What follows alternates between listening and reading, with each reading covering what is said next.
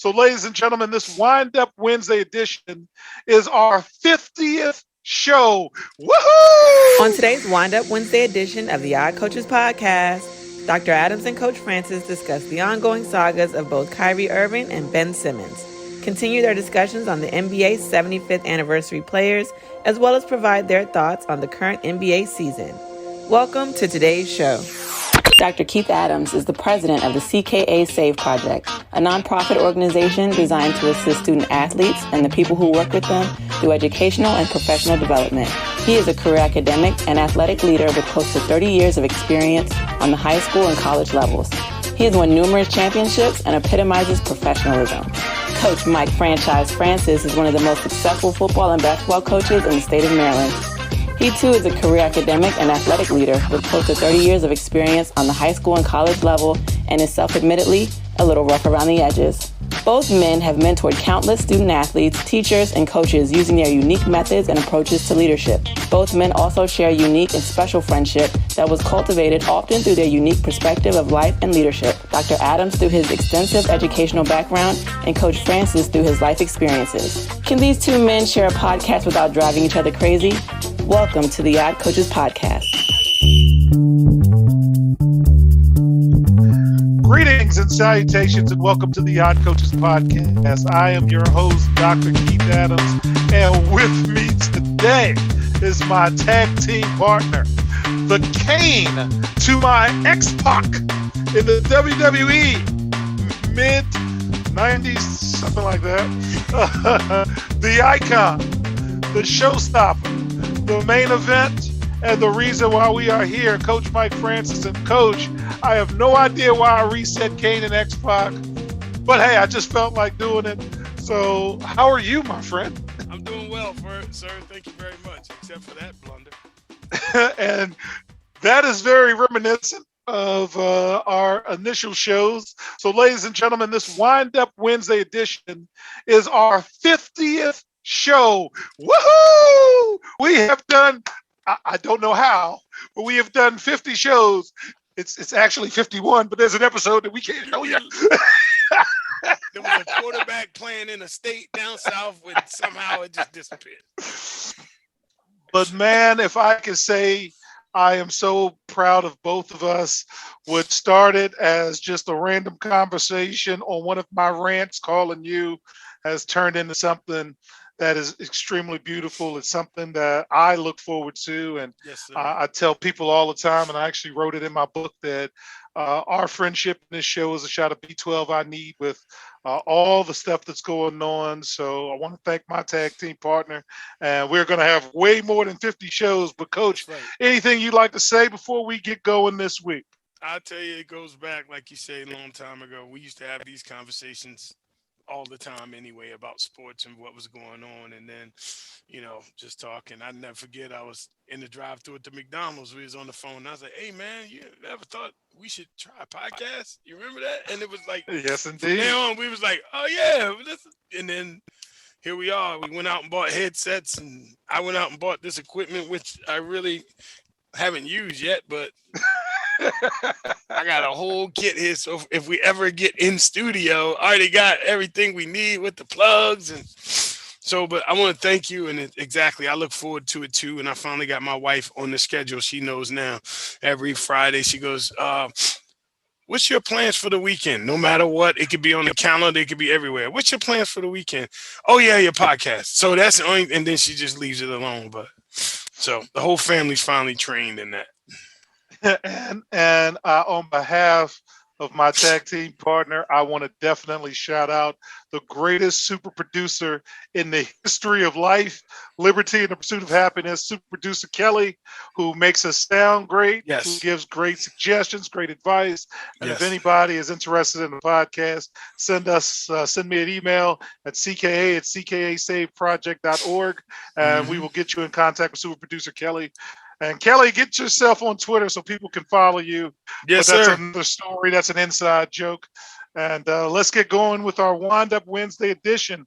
And our first segment, I sent Coach Francis the things I want to talk about so he could prepare for it. But I'm going to tag him in. What's going on with you on this Wind Up Wednesday edition, sir?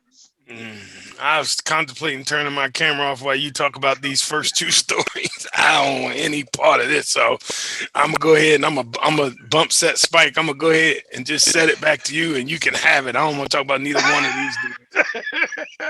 All right, so we've got two things with the NBA and one thing with college. We've got a Kyrie update. So Mayor-elect Eric Adams, no relation, said that New York City will not change its COVID-19 vaccination mandate that currently prevents Kyrie Irving from playing in games there.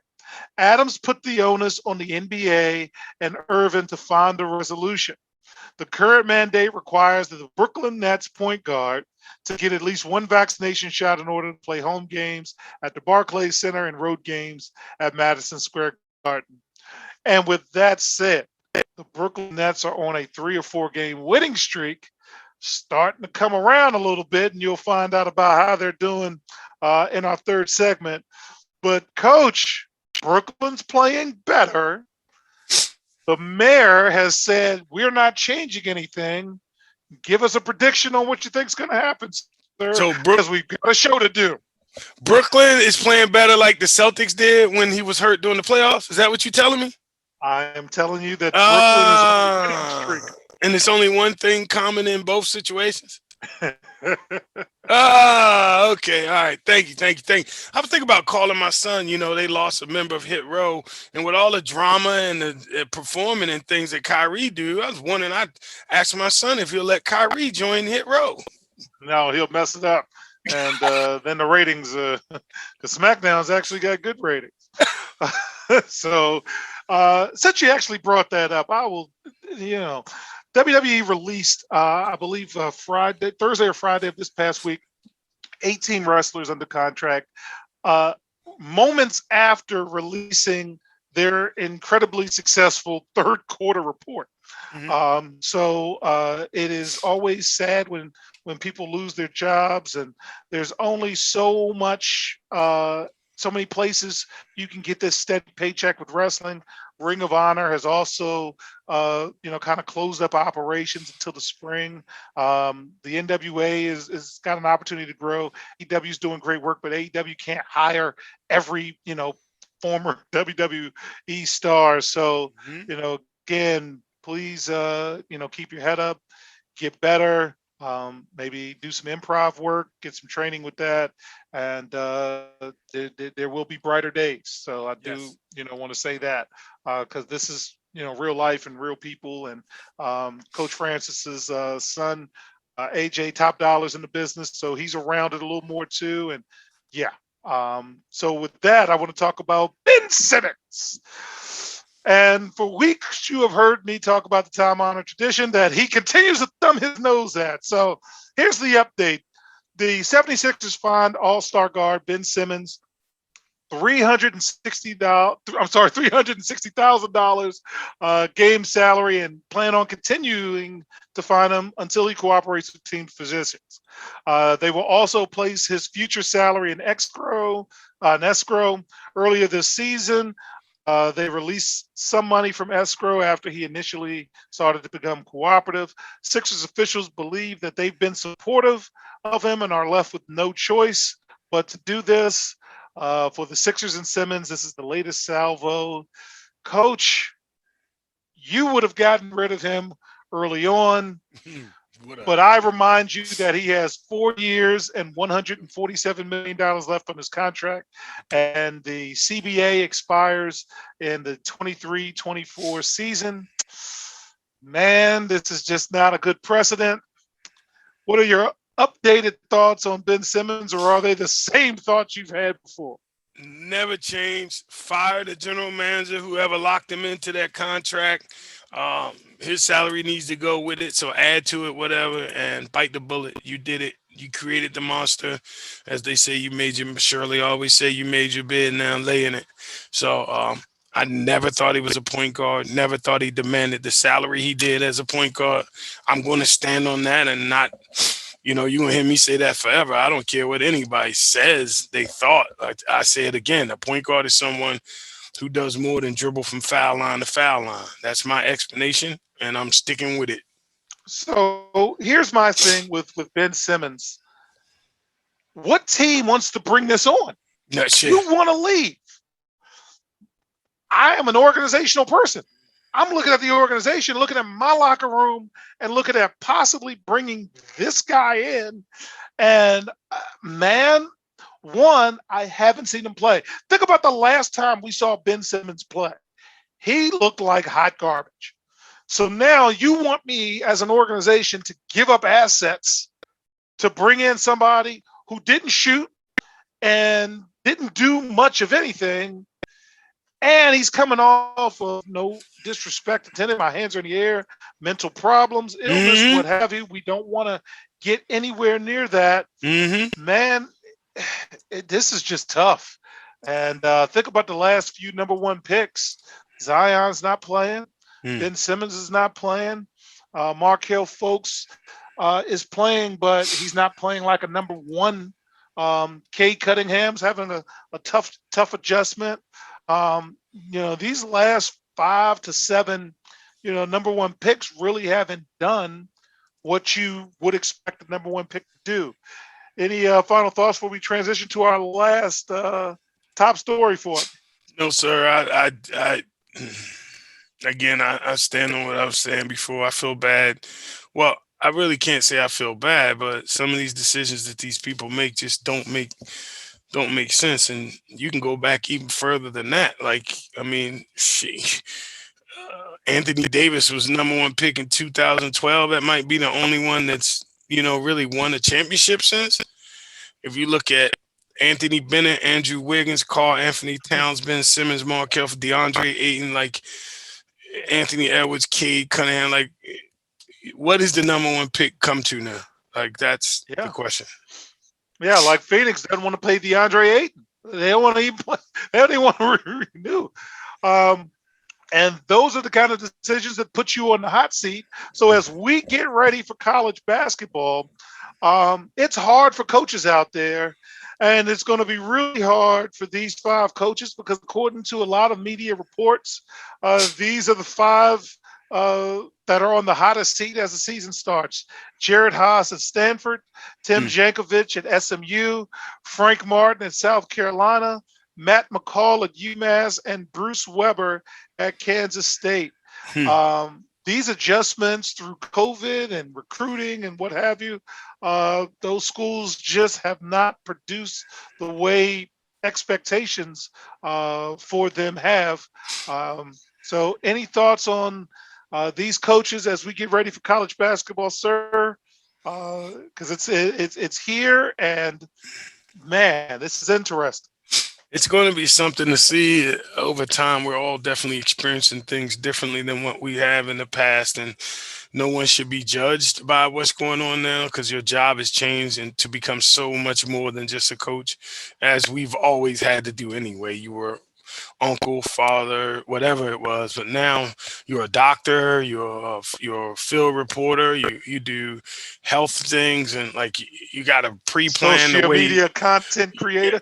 And then you got to pre-plan how you practice. You got to learn all new ways under this new restrictions, and so it's kind of tough. And you got to let go of some things kids who didn't come to practice, you would have cut them in years past, but you don't know because the kid says he's not feeling well. You can't question it.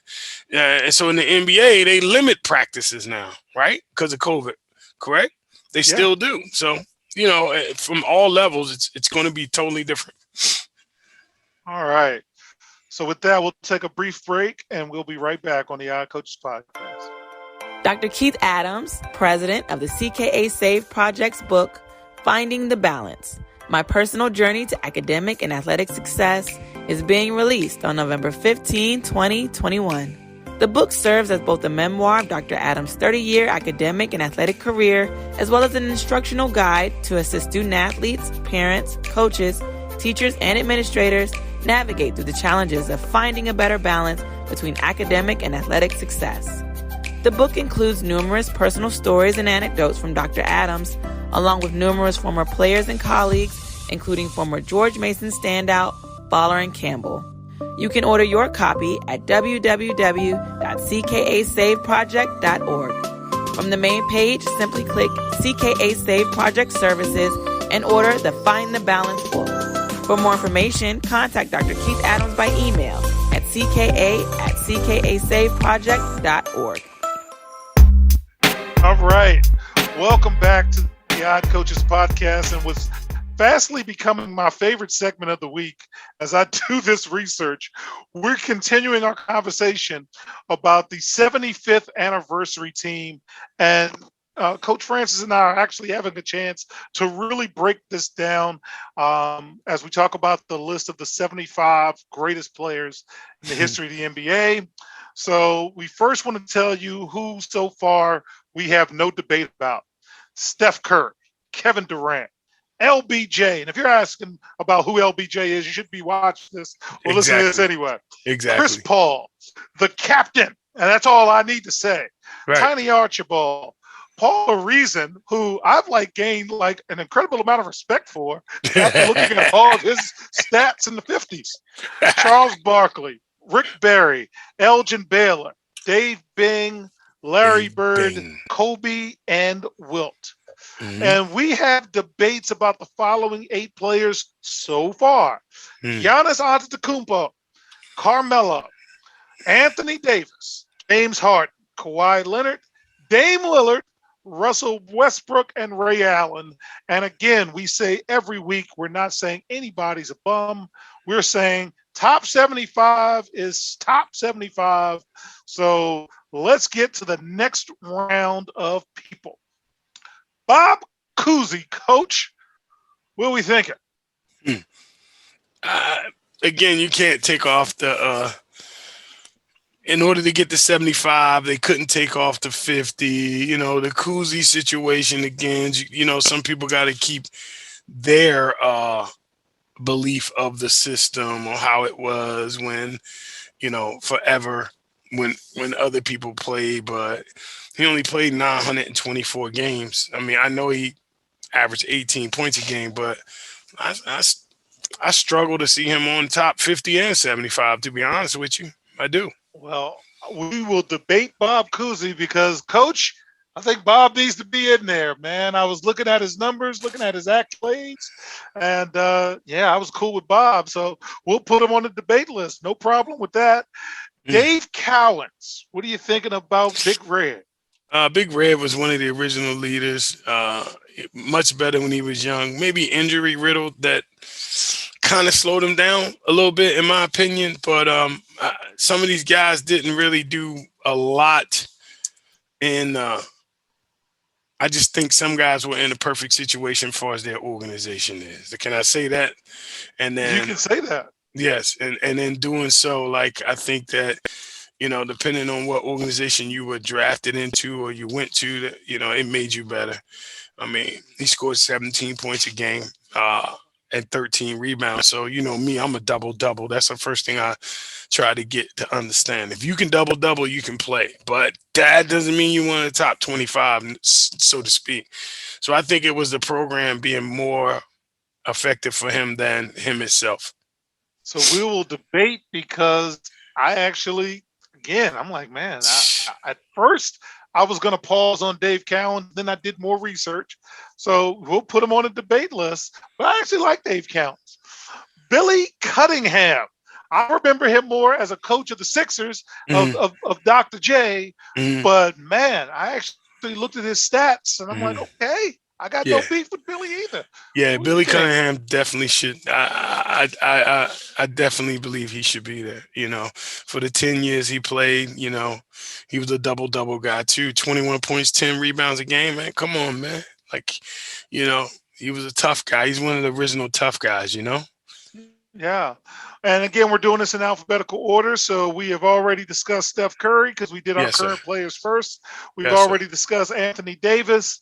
Dave DeBuscher, and my dad won't like this, but I think we could debate Dave, but I will defer to my partner. Your dad? Yeah. No, not me.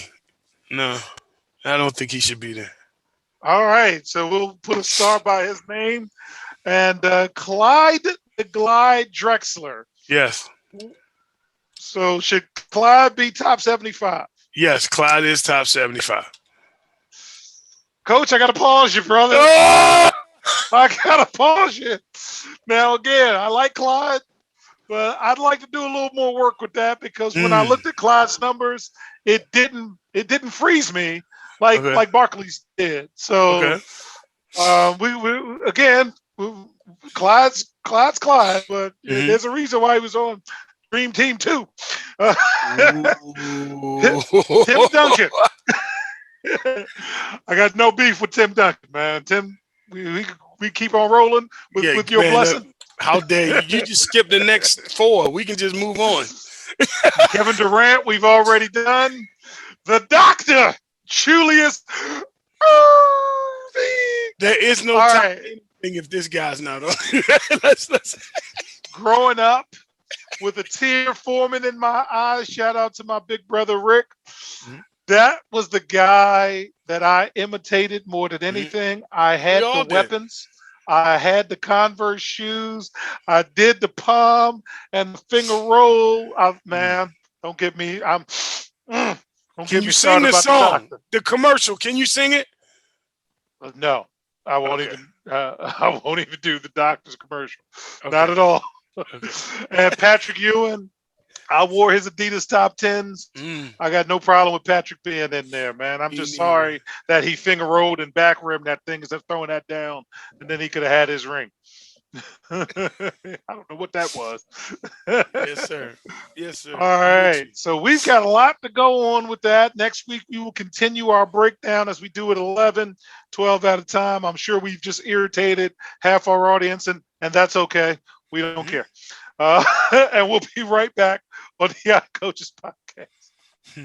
The vision of the CKA SAVE project is to use the combination of academics and athletics as a catalyst to lifelong success. Thus, the CKA SAVE project works to improve student-athlete academic and athletic performance by assisting student-athletes with transitional and transferable skills such as time management and organizational skills, along with the ability to self-advocate to help improve performance. However, we cannot do our work without the help of supporters like you. Consider donating to the CKA SAVE project. We accept tax-deductible contributions in a number of ways, including Venmo and Cash App at CKA SAVE Project, or directly at the main page of our website, www.ckasaveproject.org.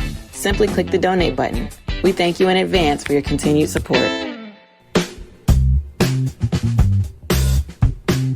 Welcome back to the Odd Coaches Podcast. And in segment 3, we're going to kind of talk about the current teams, current state of the NBA, some games to watch. So the OCP top 5, and I've been paying more attention. Golden State's number 1. They're really playing well early in the season. We're about 10 games in. And again, all you're doing is setting yourself up for positioning at this time of the year. Utah is number 2. Again, they're getting a lot of wins. And that's going to, once teams get healthy and what have you, can you get out far enough? 3 are the 76ers. Funny thing about the 76ers, Coach, they're actually playing well, and they don't have all of their players. 4 is Brooklyn Nets, and they're starting again to put it together. They're starting to put wins together, and the earlier they start to put wins together, the better they're going to be. 5, I have the Dallas Mavericks, who are on a bit of a win streak. Okay. And on the outside looking in, I got the Knicks, the Wizards. Hey, man, keep getting wins. Keep having winning weeks, as I like to call it. And believe it or not, the Cavs are having winning weeks. Any thoughts, sir, as you increase your NBA consumption? I would put the Wizards over Dallas. I really like the makeup of the Wizards. I know I keep saying it, and it's still early, but I really, really like the makeup of the Wizards. This team is a team that I think can definitely be better than in years past. One series and gone, as long as everybody stay healthy. Um, Golden State, just supreme Golden State. Good basketball, high IQ basketball. As far as Utah is concerned, they'll fizz out later again. As tradition would have it. I know you know, they're always regular season champions. Too bad they don't hang banners for regular season champions and have parades for regular season champions. Other than that, I believe in addition by subtraction. You talk about the Nets and the 76ers, true definition. Wow. Yeah. So some games to watch. Friday, Chicago actually plays Golden State. Very interested in watching that. I actually had a chance to watch the Wizards play, and the ball was being shared a little more than it was last year. It was moving a little bit more. So I am watching, and the Bucks are playing the Celtics. I want to ask you a question about the Celtics. Marcus Smart called out some of the players, Jaylen Brown, etc. What do you think about when guys do that? Are you for it? Are you against it? But that's one of the reasons why I want to watch the Bucks play the Celtics, because are there any lingering effects to that public thrashing? Any thoughts on that? I wouldn't do it publicly. Like, I'd have to have them do it in practice. But again, this is just a frustration because they ain't going to win it. They know they're not going to win it. I've never been confident in the Celtics, and those guys. Jaylen Brown is okay, but Tatum and all them guys are like, again, it's Utah East to me. You know what I mean? It's Utah East. And on Saturday, Miami actually plays at Utah, and the Wiz play the Magic. And although many people might not look at that game as a big game, I look at that as a big game for the Wizards because you want to keep getting wins. For an organization that hasn't won a lot, they have a lot of new people who weren't around during these mediocre days. So if they can go on a Saturday night, get another win, keep chopping, keep getting wins, stay 4, 5, and 6 in the conference, then as more and more eyeballs get on you, that's when you can kind of, make that play to say, okay, we might have something here. I'm just trying to avoid the 7-10 slot. Yes, that's trying to get them to 6. That's all. That's a successful season. Yes. So as long as you're not in a play-in game, you can say I'm making growth. Exactly. And go into the off season, and maybe you can get somebody to want to come. Yes. Like, if you can do that and not do what Phoenix is doing by having an owner say all kinds of racist and misogynist things, it's going to be hard to get free agents to want to come to your organization. If the Wizards can say, hey, we're 6th and we've got a little cap room, and maybe get rid of Rui Hachimura or whatever. We don't need to bring him back. Yeah, maybe then we can do that. Sorry about that, Rui. Anyway, any final thoughts before we wrap up, sir? No, sir. No, sir. All right, then on behalf of my tag team partner, Coach Mike Francis, I am Dr. Keith Adams saying thank you for listening and or watching the Odd Coaches podcast, and we will see you on the sidelines. Take care. Till next time. We hope you enjoyed today's show. The Odd Coaches podcast drops new episodes every Tuesday, Wednesday, and Thursday. Make sure you subscribe to the Odd Coaches podcast on Spotify, Podbean, and YouTube so you don't miss an episode. Follow the Odd Coaches podcast on Twitter and Instagram at CoachesOdd. Follow Dr. Adams on Twitter and Instagram at CKA Save Project.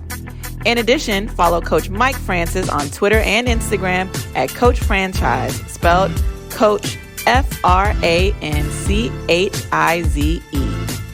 For more information about the CKA Save Project, please visit them on the web at www.ckasaveproject.org. See you next time on the Odd Coaches Podcast.